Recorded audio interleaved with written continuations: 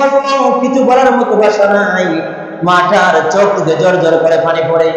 এবার মাটা নিজে নিজে ভাবতে লাগলো, আমি এত বড় আহাম্মক, যেই মেয়েটা আমার অংশের মধ্যে আমি রেখেছিলাম তার ভিতরে মহান রোগের ভয় আছে, কিন্তু পক্ষান্তরে আমার ভিতরে আল্লাহ তাআলার ভয় নাই। আমি ক্ষণিকের জন্য মহান রবকে ভুলে গিয়েছি। এমন মুসলমান ভাইয়েরা আমার, আমিরুল মুমিনিন খলিফাতুল মুসলিমিন ঘরের বারান্দায় বসে মা মেয়ের কথা শুনে বললেন, তাদের দুজনের কথা শুনতে পেলেন। এবার আমিরুল মুমিনিন খলিফাতুল মুসলিমিন ডাক দিয়ে বললেন, রে প্রতিনিধি, ওনার রাজত্বের উজির নাজিরকে প্রেরণ করে দিলেন। শোনো, অমুক গ্রামের অমুক মহিলা সকালবেলায় যখন হবে তার ওই মেয়েটাকে, ওই মাকে আমার দরবারে তোমরা হাজির করবা। সকালবেলায় যখন তার বাড়িতে গিয়ে যখন সংবাদ দেওয়া করে, মহিলা আমিরুল মুমিনিন খলিফাতুল মুসলিমিন তোমাকে সালাম জানিয়েছেন তার রাজপ্রাসাদে যাওয়ার জন্য। এবার মহিলাকে যখন আমিরুল মুমিনিনের কথা বলা হলো, মহিলার অন্তরের ভিতরে এমন ভাবে শুরু হয়ে গেল কান্না, এমন ভাবে কম্পন সৃষ্টি হয়ে গেল, সে কাঁপা শুরু করে দিল। কারণ চোরের মনে, আমাদের গ্রামের একটা কথা আছে না, চোরের মনে পুলিশ পুলিশ। মানুষ যখন অন্যায় অবিচার করে তার ভিতরে একটা থাকে যে সে কি অপরাধ করেছে, মানুষ কি দেখে ফেলেছে কিনা, পুলিশ কি জানে না, না এরকম মানুষ জানে না। যত বড় পাপী হোক তার ভিতরে একটা কম্পন থাকে, একটা ভয় ভীতি কাজ করে, কারণ সে নিজে জানে সে বিপদগামী, অপদস্থ, সে খারাপ কাজ করেছে, সে নিজেটা পাবে।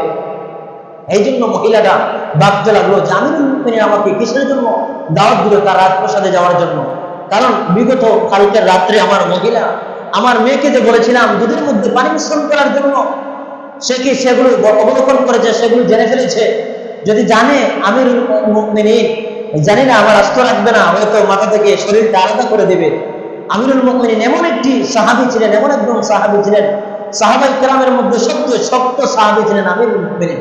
ইসলামের বিপক্ষে যদি কোনো কাফির মুশরিকরা দাঁড়িয়ে থাকতো, যখন থেকে ঈমান গ্রহণ করেছেন, রাসূলের হাতের উপর হাত রেখে বায়াত গ্রহণ করেছেন, বললেন ইয়া রাসূলুল্লাহ, ইয়া হাবিবাল্লাহ, এখন তো ইসলামের কোনো ভয় নাই, আমি আমিরুল মুমিনিন আছি, অপর প্রান্ত লক্ষ শহীদ রাশেদ কাফেররা, তাদের বিপক্ষে আমি আমিরুল মুমিনিন একলাই যথেষ্ট।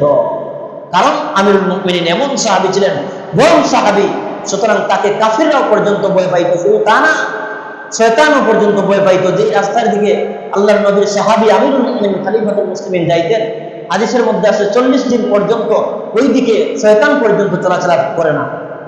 হঠাৎ একটি মনে পড়লো হাদিস, রাসূলুল্লাহ সাল্লাল্লাহু আলাইহি ওয়াসাল্লাম একটি নামাজের সময়, জোহরের নামাজের সময় মসজিদে নববীর দিকে যাইতেছেন, আযান হচ্ছে, নবীজি মসজিদে নববীর দিকে যাইতেছেন। হঠাৎ দেখা যায় রাসূলুল্লাহ সাল্লাল্লাহু আলাইহি ওয়াসাল্লাম অবলোকন করলেন একটি শয়তান ঠিক রাসূলের সামনে দিকে আইতেছে। হঠাৎ করে দেখা যায় সে রাস্তাটা পরিবর্তন করে ফেললো। এবার রাসূল মনে মনে চিন্তা করতে লাগলেন, শয়তানটাকে দেখলাম এইদিকে আইতেছে, সে হঠাৎ করে রাস্তাটা পরিবর্তন করে ফেললো, কারণ কি বুঝতে পারলেন না।